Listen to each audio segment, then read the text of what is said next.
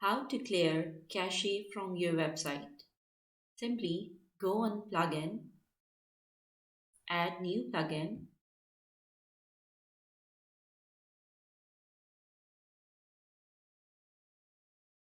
type WP fastest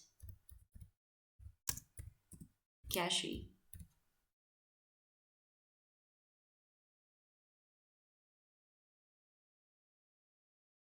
WP fastest cache. Install it.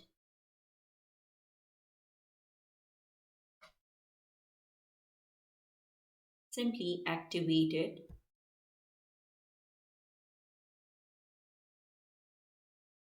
Now you can see WP fastest cache on your dashboard. Click on it. Here's the option delete cache. Click on it. Clear all the caches. Click on it.